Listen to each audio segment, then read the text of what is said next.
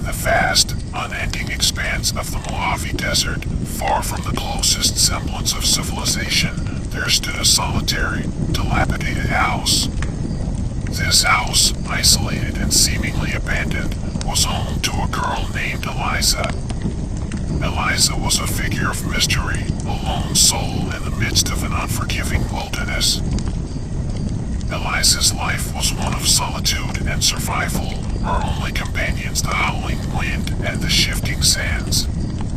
But her isolated existence was shattered one fateful night when she discovered a strange, ancient book buried beneath the floorboards of her home. The book was bound in weathered leather, its pages filled with cryptic writings and bizarre illustrations. As Eliza delved into the book, she unwittingly unleashed an ancient curse.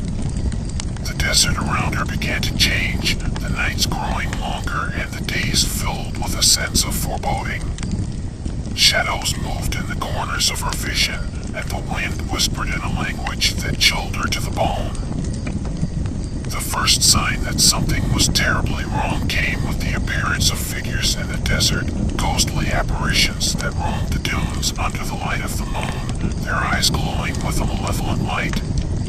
Eliza realized that the book had opened a doorway to another realm, a realm of darkness and nightmares.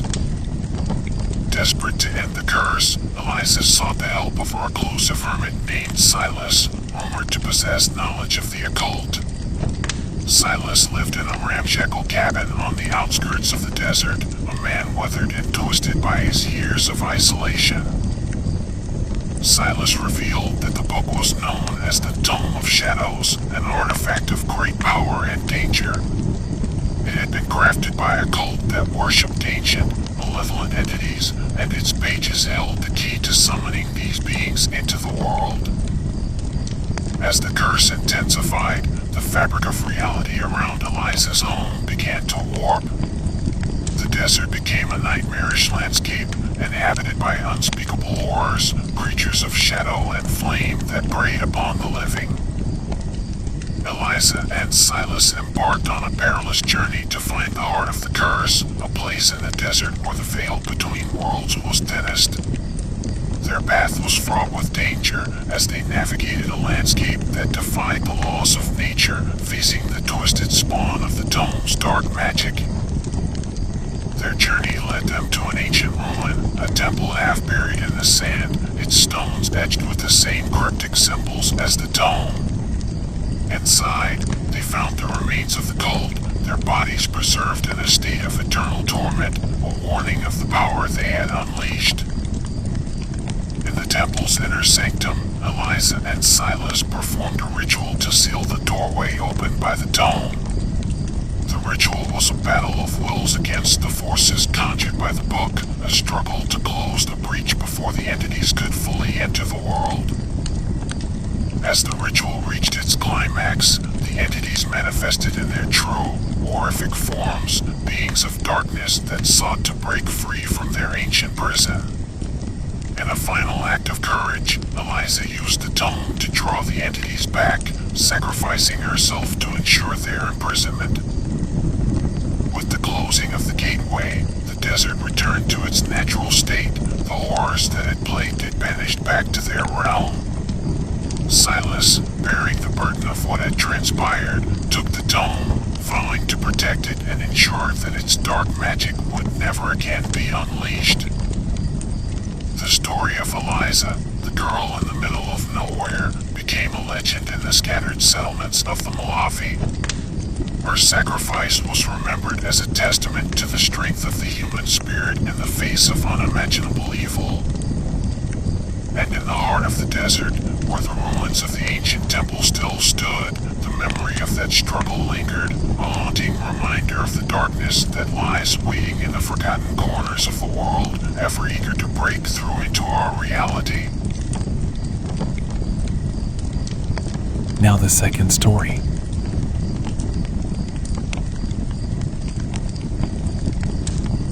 In the vast, desolate expanse of the Northumberland moors in England, there existed a small, seemingly insignificant cottage. This cottage, Nestled in a secluded glen and surrounded by the endless expanse of wild heather and windswept hills, was the home of a little girl named Emily. Emily was an orphan, having lost her parents in mysterious circumstances. She lived with her grandmother, Mrs. Agatha Harker, a stern and secretive woman with a deep knowledge of herbal lore and ancient traditions.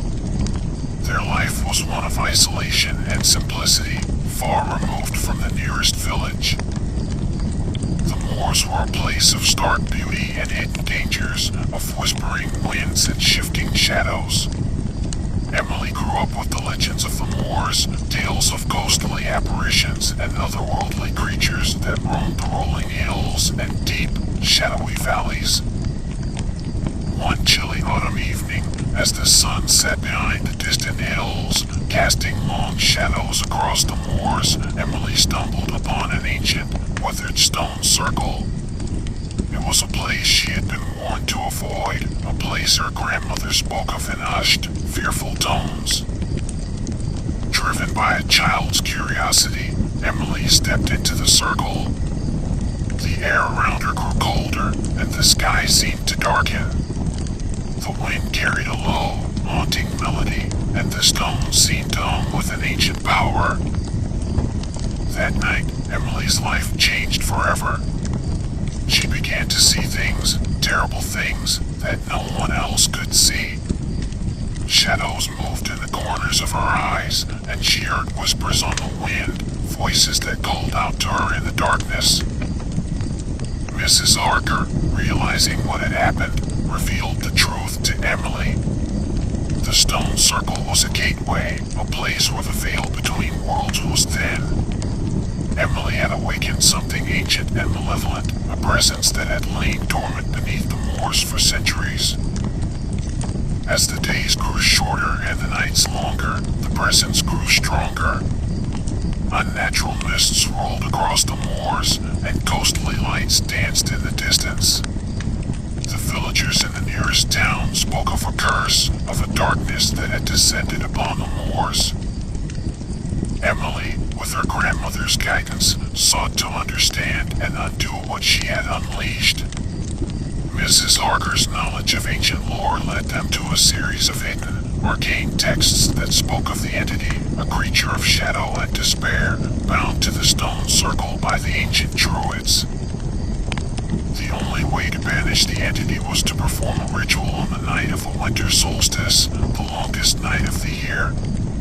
The ritual required a sacrifice, a willing soul to take the entity's place beneath the moors. As the solstice approached, the entity's power grew.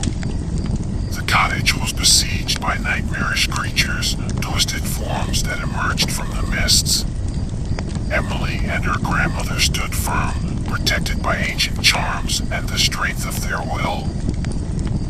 On the night of the solstice, they ventured to the stone circle, armed with the knowledge and tools required to perform the ritual. The entity revealed itself in its terrifying true form, a mass of shadows and screaming faces, its presence a black hole that threatened to consume all light. In a harrowing battle against the entity and its minions, Emily and Mrs. Harker chanted the ancient incantations, their voices rising above the howling wind. As the ritual reached its climax, Mrs. Harker made the ultimate sacrifice, giving her soul to bind the entity once more.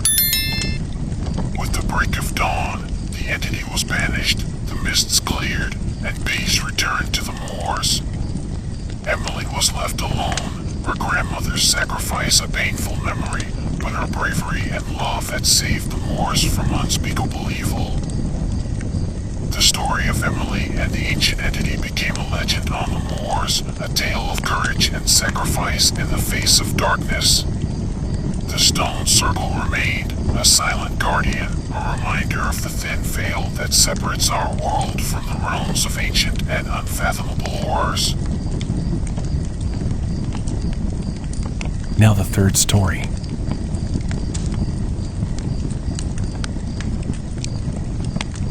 In the remote reaches of the the Appalachian Mountains, shrouded in a dense fog that rolled endlessly through its craggy peaks and deep valleys, there lay a small, isolated cabin. In this cabin lived a little boy named Samuel with his father, a grizzled, solitary man who had turned his back on the world.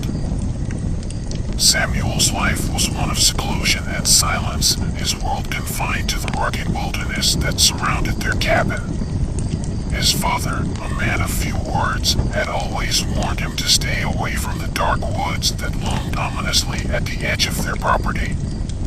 But to a curious child like Samuel, the forest held an irresistible allure. One fateful evening, as twilight descended upon the mountains, casting long, haunting shadows across the land, Samuel ventured into the woods. He was drawn deeper and deeper by a strange, hypnotic melody that seemed to echo through the trees, a song of both beauty and sorrow. As night fell, Samuel found himself lost in the heart of the forest, the melody leading him to an ancient, forgotten graveyard. The graves, old and weathered, were marked with strange symbols that seemed to dance in the moonlight.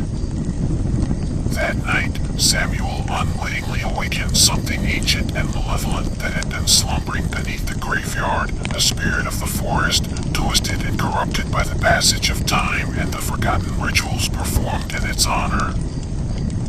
Samuel returned home, but he was not alone. The spirit had followed him, its presence a cold, oppressive weight that hung in the air. His father, sensing the change, realized with horror what Samuel had done. The spirit began to haunt their cabin, its form never fully seen, but its presence felt in every creak of the wood and whisper of the wind. Samuel's nights were plagued by nightmares, visions of a twisted, dark version of the forest he had so loved. His father, desperate to save his son, sought the help of a local wise woman, known to possess knowledge of the old ways and the ancient spirits of the land. She revealed that the spirit was bound to the boy, feeding off his life force. To banish it, they would need to perform a ritual on the site where Samuel had first encountered the spirit. As they prepared for the ritual, the spirit's attacks grew more ferocious, manifesting as shadowy figures and malevolent whispers that sought to drive them to madness. Samuel's father fought to protect him, his love for his son the only thing keeping the darkness at bay.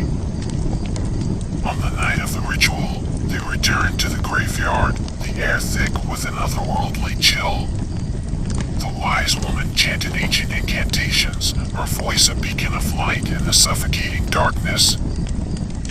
The spirit revealed itself in its true form during the ritual, a grotesque, twisted creature of shadow and malice, its form a manifestation of the pain and anger it had accumulated over centuries. In a harrowing battle of wills, the wise woman fought to bind the spirit back to its resting place.